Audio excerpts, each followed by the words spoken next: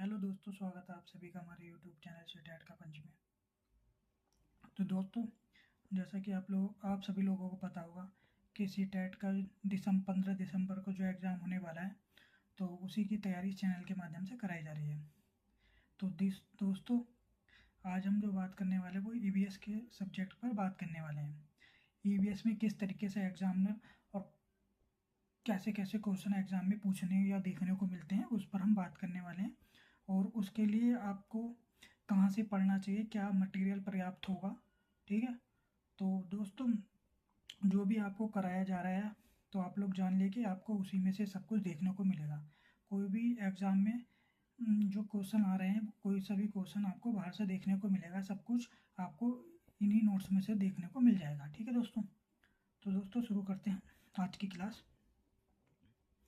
तो दोस्तों, आज हम बात करने वाले हैं, जैसा कि आप लोग देख रहे होंगे, अहमदाबाद जनवरी 26, 2001। तो आज सुबह गुजरात में आए भूकंप में कम से कम 1000 लोगों के मरने की आशंका है। तो दोस्तों, ये घटना है 26 जनवरी 2001 की। तो दोस्तों, उसमें क्या है, कम से कम 1000 लोगों के, जैसे कि मैंने हाईलाइट कर दिया दोस्तों, अंडरलाइन कर दिया, 1000 लोगों के मरने की आशंका है, कई हज़ार लोग घायल हो गए, ठीक है दोस्तों। तो ये आपदा है, एक 2001 में ये आया था भूकंप, 26 जनवरी को अहमदाबाद में, गुजरात के। तो दोस्तों, वहाँ पे क्या है, कम से कम 1000 लोगों के मरने की आशंका है और कई हज़ार लोग घायल हो गए थे, ठीक है दोस्तों। आगे चलते हैं। बचाव एवं राहत कार्यों में लोगों की मदद के लिए सेना के जवानों को बुलाया गया। तो बचाव एवं राहत कार्यों में लोगों की मदद के लिए दोस्तों सेना के जवानों को भी बुलाया गया है। अहमदाबाद शहर में कम से कम 150 इमारतें ढह गई। तो इस भूकंप के दौरान दोस्तों, क्या वहाँ पर कम से कम 150 इमारतें ढह गई। आप लोग आइडिया लगाइए, आप लोग सोचिए कितना भयावह दृश्य होगा, ठीक है दोस्तों। इनमें लगभग 1 दर्जन बहुमंजिली इमारतें थी। तो इसमें दोस्तों क्या थी, 1 दर्जन, कम से कम 12 बहुमंजिला, जो 4, 5 या 6 मंजिला इमारतें थी, ठीक है। बहुत ज़्यादा, मतलब एक बहुमंजिला इमारतें थी, ठीक है। तो 12 जो थी बहुमंजिला इमारतें थी जो ढह गई, ठीक है।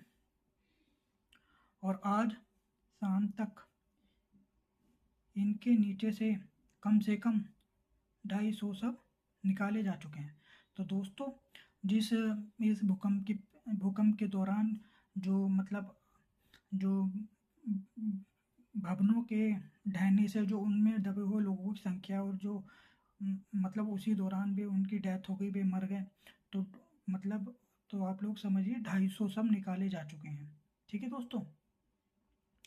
कहा जा रहा है कि अभी भी कई हज़ार लोग ढह गई इमारतों के मलबों के नीचे दबे हुए हैं। और दोस्तों, ये कहा जा रहा है कि जो ढह गई इमारतों के मलबा है, उसके नीचे अभी भी कई हज़ारों लोग दबे हुए हैं। बचाव कार्य तेजी से चल रहा है। शहर की शायद ही कोई इमारत होगी जिसमें दरार न पड़ी हो। तो दोस्तों, बचाव कार्य जो है तेजी से चल रहा है, और शहर की कोई ऐसी ही इमारत बची होगी जिसमें दरार नहीं आई हो, ठीक है दोस्तों। आप लोग समझ रहे कितनी तेज तीव्रता का भूकंप 2001 में अहमदाबाद में आया था, ठीक है दोस्तों। आगे चलते हैं। भुज की हालत इससे भी ज़्यादा खराब है। तो दोस्तों, भुज की हालत क्या है, इससे भी ज़्यादा खराब है, ठीक है दोस्तों। चारों ओर डरे हुए लोग भगदड़ मचाए हुए हैं। वहाँ क्या का नज़ारा कैसा है दोस्तों, चारों ओर जो डरे हुए लोग थे वो भगदड़ मचाए हुए थे। जवानों ने स्थानीय लोगों के सहयोग से काम किया। तो जवानों ने दोस्तों कैसे काम किया, जो वहाँ के स्थानीय लोग थे उनकी मदद से कार्य किया, ठीक है दोस्तों। राहत कार्य के लिए देश और विदेश से हर तरीके की सब सहायता के आश्वासन मिल रहे हैं। और राहत कार्य के लिए दोस्तों देश और विदेश से जो है हर तरह की सहायता के लिए आश्वासन मिल रहे थे, ठीक है दोस्तों। आगे चलते हैं। तो दोस्तों, जो हमने बात किया 26 जनवरी 2000 को जो अहमदाबाद में भूकंप आया था दोस्तों, ठीक है। तो आप लोगों को ये डिटेल इसके बारे में ध्यान रखना है, ठीक है दोस्तों। आगे चलते हैं नेक्स्ट पॉइंट की तरफ।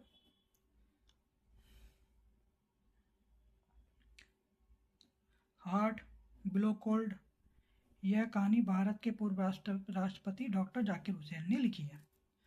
तो हॉट बिलो कोल्ड, यह कहानी भारत के जो पूर्व राष्ट्रपति रह चुके हैं डॉक्टर जाकिर हुसैन ने लिखी है। तो आपको एग्जाम में यहाँ से क्वेश्चन देखने को मिल जाता है।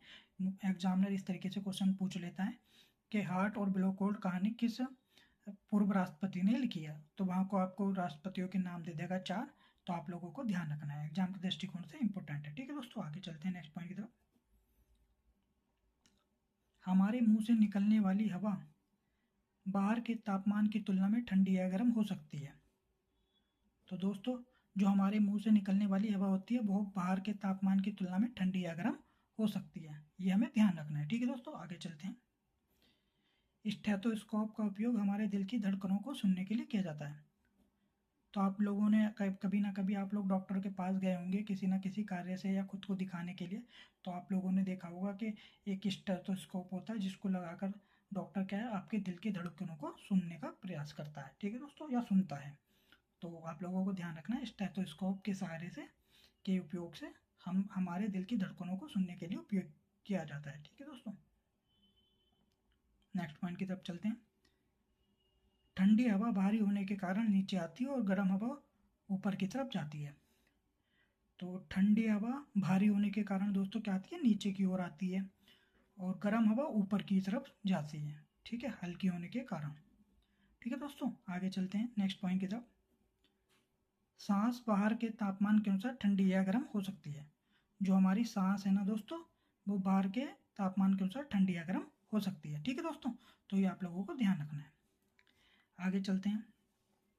तो इसमें कुछ है शिक्षक के लिए क्या संकेत हो सकते हैं, तो सांस गर्म होती है और शीशा ठंडा, इसीलिए सांस के साथ आई भाप से ठंडे शीशे पर पानी की बूंदें जैसी बन जाती है।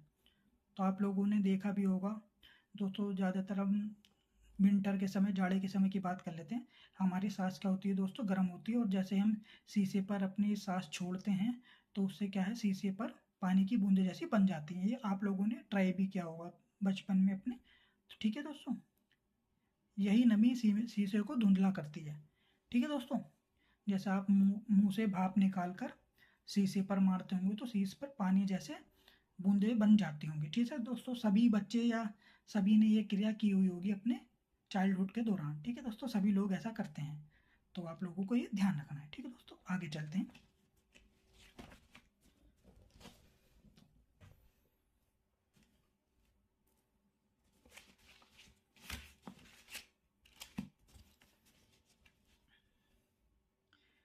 नेक्स्ट पॉइंट है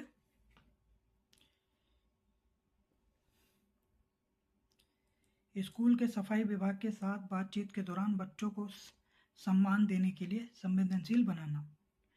ठीक है, ताकि बच्चे कुछ तरीकों मशीनों या अन्य चीज़ों के बारे में सोच सकें। ठीक है दोस्तों, तो क्या करना है, स्कूल के सफाई विभाग के साथ बातचीत के दौरान बच्चों को सम्मान देने के लिए संवेदनशील बनाना। तो बच्चों को क्या है दोस्तों, सम्मान देने के लिए संवेदनशील बनाना है। ठीक है, ताकि बच्चे कुछ तरीकों, मशीनों या अन्य चीज़ों के बारे में सोच सकें, ताकि बच्चों की जो सोचने की शक्ति है उनका